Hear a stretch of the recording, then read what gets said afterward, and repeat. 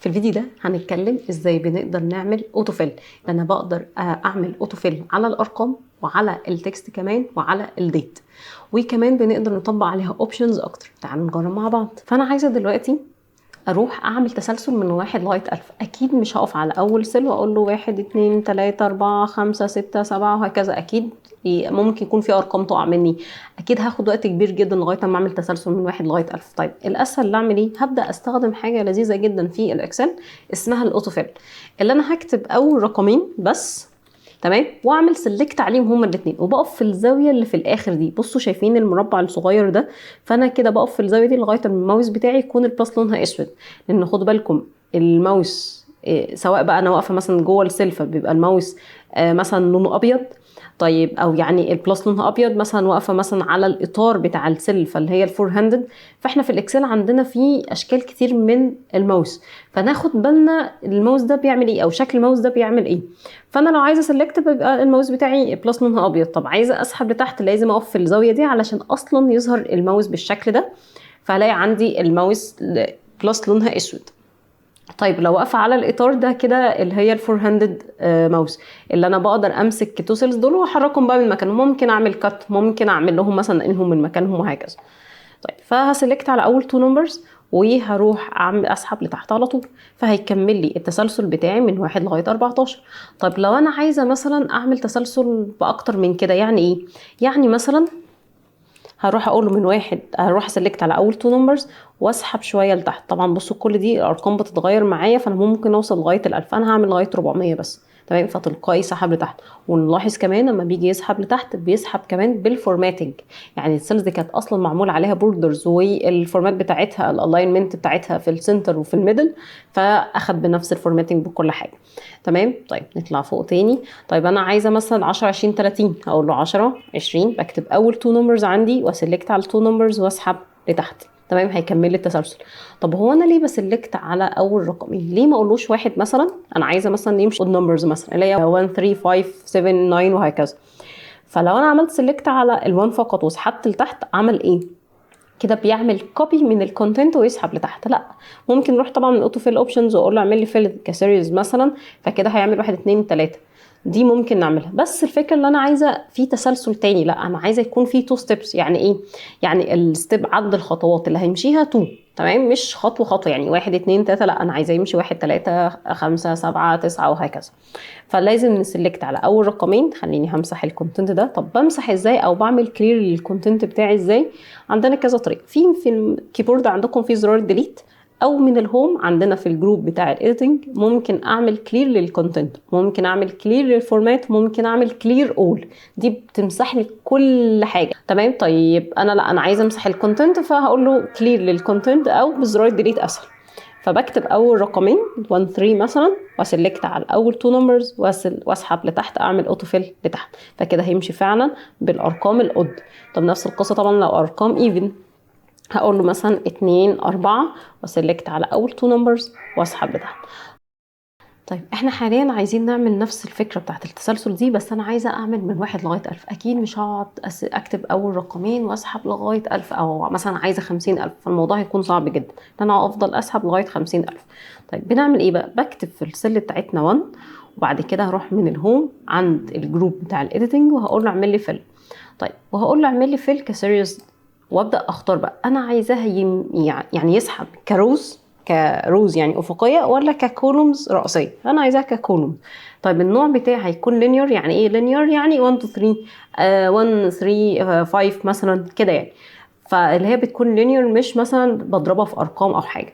طيب فاقول له ككولومز الستيب فاليو بتاعتنا. طب هيمشي الستيب كام؟ ستيب 1 ولا 2 ولا اكتر؟ لا، احنا عايزين فعلا يمشي من 1 لغايه 1000 ويمشي بالتسلسل عادي 1 2 3 وهكذا.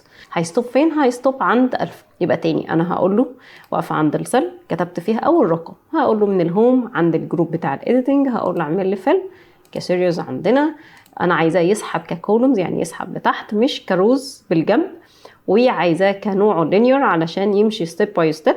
طب الستيب فاليو انتوا عايزين يمشي كستيب قد ايه؟ مثلا خطوه ولا خطوتين ولا 3؟ انا عايزه ستيب واحده بس. طب الستوب هيقف فين؟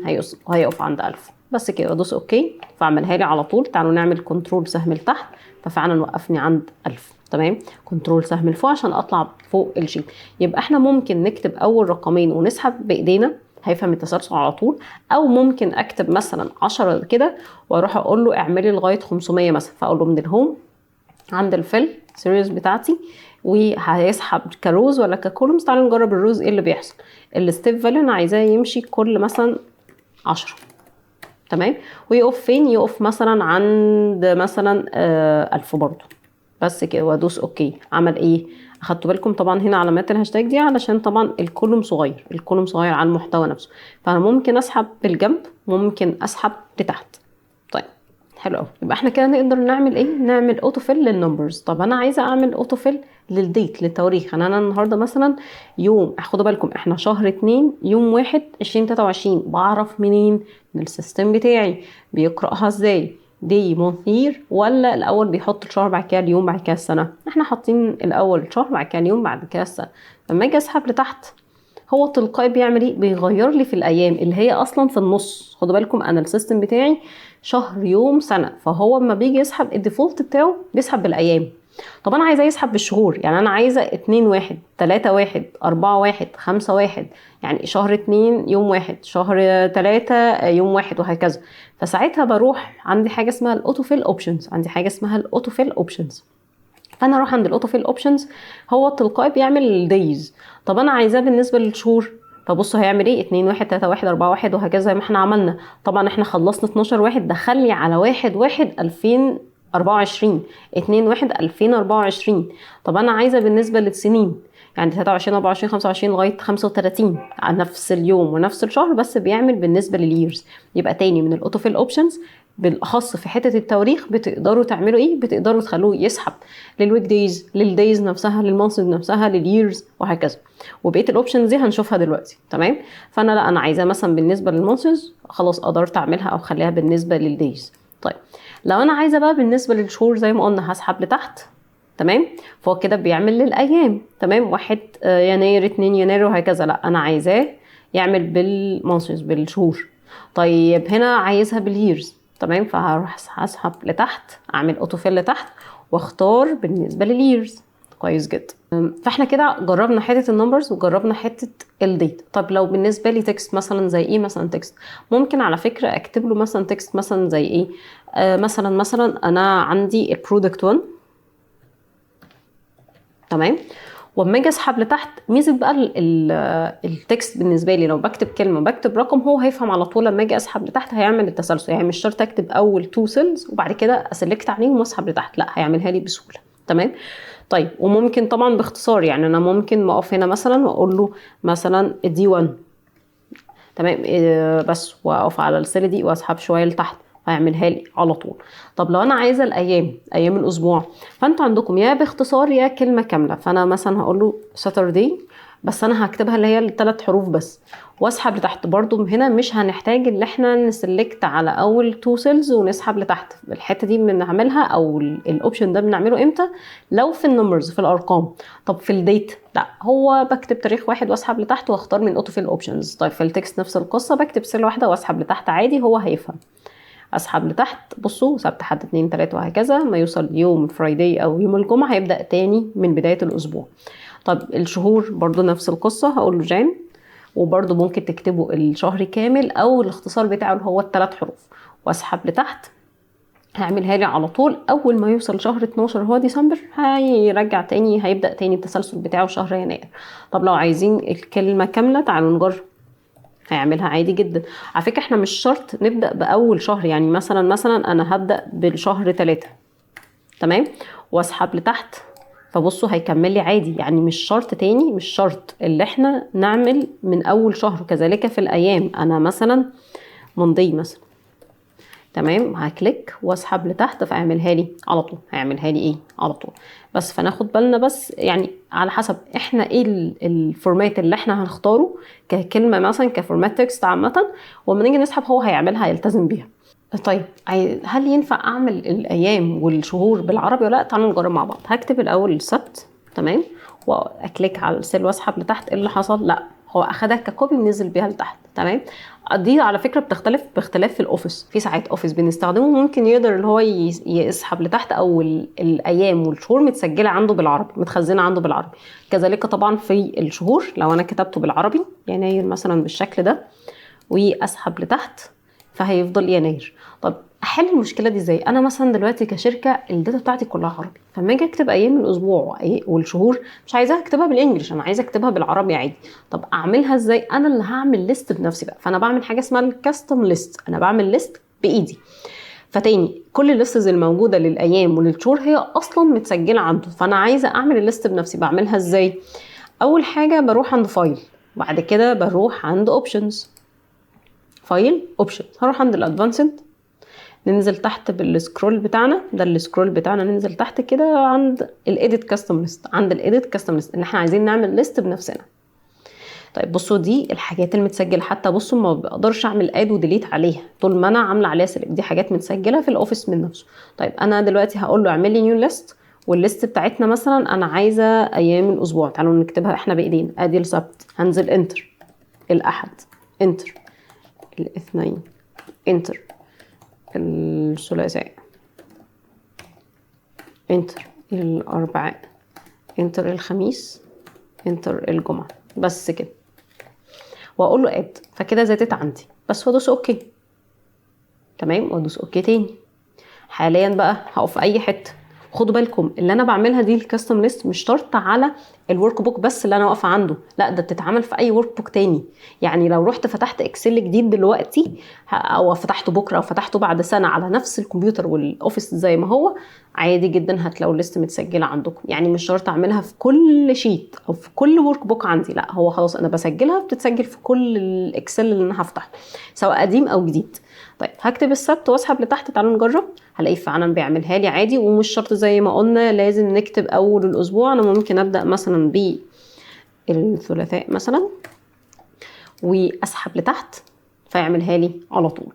نفس القصه لو بالشهور، ونفس القصه لو انا مثلا عندي عملاء موحدين. يعني انا مثلا بتعامل مع 5 عملاء او احنا 5 فروع مثلا لو بالانجلش او بالعربي مش هتفرق. فانا عندي اسكندريه وعندي القاهره مثلا وعندي مثلا المنصوره، تمام، وعندي مثلا الجيزه، وعندي كمان الاقصر واسوان مثلا. تمام كده. فانا عندي حوالي 6 محافظات، تمام، او 6 فروع عندي في المحافظات دي. انا عايزه اعمل دلوقتي ليست متسجله وهي خلاص اتكتبت عندي. يعني انا عايزه اوفر عليا مجهود، هي اصلا مكتوبه عندي في الاكسل ومش عايزه اضطر اروح اكتبها تاني في الفايل واوبشنز بالخطوات اللي عملناها في الايام الاسبوع. طب تعالوا نجرب نعمل ايه. هروح تاني بنفس الخطوات عادي جدا. هروح عند الفايل واروح عند الاوبشنز، هروح عند الادفانسد، ننزل كده بالسكرول لتحت لغايه اما الاقي ايديت كاستم ليست. طب هنا بقى انا مش عايزه اكتب بايدي، انا هعمل نيو ليست فعلا بس انا مش عايزه اكتب بايدي. فانا هقف هنا عند الامبورت دي، انا كده هامبورت ليست مكتوبه اصلا، واروح اسلكت على مجموعه السيلز دي بس بقت متسجله عندي كده، وهقول له امبورت فدخلت عندي هنا اهي واتحفظت وكل الدنيا تمام. هقول له اوكي واوكي تاني. بس اروح في اي مكان، يعني انا لو رحت فتحت من الفايل قلت له نيو بلانك ورك بوك، يعني ورك بوك جديد خالص، ماشي، وقلت له مثلا اليكس وسحبت لتحت، هيكملها لي بالتسلسل بتاعي عادي جدا. تمام. هروح في اي مكان تاني واكتب مثلا الجيزه، طبعا زي ما قلنا مش شرط ابدا ببدايه الليست بتاعتي، فاي حاجه هو هيكمل التسلسل بتاعه زي ما احنا كنا كاتبين، جيزه الاقصر اسوان اليكس كايرو وهكذا. تمام. يبقى احنا كده بنقدر نستخدم الاوتو فيل بتاعتنا سواء على النمبرز او الديت او التكست. طيب في عندنا بقى الاوتو فيل اوبشنز. في عندنا حاجه اسمها الفيل without formatting، في عندنا حاجه اسمها الفيل formatting only والفلاش فيل. واحده واحده. من شويه اما كنا بنستخدم الارقام قلت لكم اللي احنا ما بنيجي نسحب لتحت بنعمل ايه؟ بيسحب بالفورماتنج وبالنمبرز عادي التسلسل بتاعنا. طيب لما اجي اسحب دلوقتي هيعمل ايه؟ بيسحب بالفورماتنج. لا انا مش عايزه اسحب بالفورماتنج، انا عايزه اميز اول رقمين فقط وبقيه الارقام ما تتميز. انا عايزاها بنفس الفورماتنج القديم اللي هو اللون الاسود والباك جراوند بتاعتها نو فيل، يعني ملهاش لون ومفيش بوردرز. فساعتها بعمل ايه بقى؟ بروح عند الاوتو فيل اوبشنز واقول له اعمل لي فيل وذاوت فورماتنج، يعني اسحب لي بدون تنسيقات. فكده عمل ايه؟ دي كده واخده بس فورماتنج مختلفه، نخليها جنرال بس. تمام كده. يبقى تاني انا عملت ايه؟ رحت عملت سيلكت على اول رقمين، سحبت لتحت، وبعد كده من الاوتو فيل اوبشنز قلت له اعمل لي فيل وذاوت فورماتنج، يعني اسحب لي بدون تنسيقات. يعني حتى بصوا الالاينمنت هي اصلا عشان هي ارقام فبتتحط ايه في الرايت. تمام. طيب ده كده فيل وذاوت فورماتنج. طب ايه الفورماتنج؟ قول لي دي. اما اجي اسحب لتحت زي ما قلنا بيسحب بالفورماتنج وبيسحب كمان بالنمبرز بالتسلسل. لا انا مش عايزه بالتسلسل، انا عايزه كتنسيقات فقط، كفيل فورماتنج اونلي. الحركه دي شفناها امتى؟ لو فاكرين في الفورمات بنتر. يعني انا ممكن من الاول خالص كنت اسلكت على اول تو سيلز فورمات بنتر، واسلكت على مجموعه السيلز اللي عايزه تاخد الفورمات. فاحنا حاليا ممكن نعملها بطريقتين، يا فورمات بنتر يا اسحب لتحت، بس هراعي في الاوتو فيل اوبشنز اللي احنا هنعمل في الفورماتنج اونلي. طيب اخر جزء في الاوبشنز الموجوده عندي في الاوتو فيل حاجه اسمها الفلاش فيل، ودي حاجه لذيذه جدا وبتوفر علينا مجهود كبير. انا مثلا دلوقتي شغاله اتش ار، فانا جاي لي فيرست نيم والسكند نيم، عايزه في كولوم لوحده كده اجيب الفول نيم بتاعهم. فبعمل ايه؟ ده شخص اسمه احمد عادل، فهكتب احمد، اسيب مسافه، خدوا بالكم اسيب مسافه واكتب عادل. فانا بكتب له باترن معينه، بكتب له نمط معين، وسلكت واسحب لتحت. تلقائي هو بيعمل ايه؟ بياخدها ككوبي. تمام، لان ما فيهاش ارقام. لو كان فيها ارقام كان عمل احمد عادل واحد مثلا، احمد عادل اتنين، وهكذا. بس دي الكلمات. تمام. فانا عايزه بقى اقول له ايه؟ انا عايزه الارقام او الكلمات دي يبقى علي محمد عمر كريم، زي ما عملت خدت الفيرست نيم سبيس سكند نيم، فكده دي 3 تكست عندي، او 3 ووردز بقى، 3 كلمات يعتبر. الكلمه الاولى الفيرست نيم، وبعد كده السبيس دي بالنسبه لي كاركتر عادي بتتحسب اكني حاطه حرف او رقم يعني، والكلمه الثانيه او الثالثه بقى بالنسبه لنا هي السكند نيم.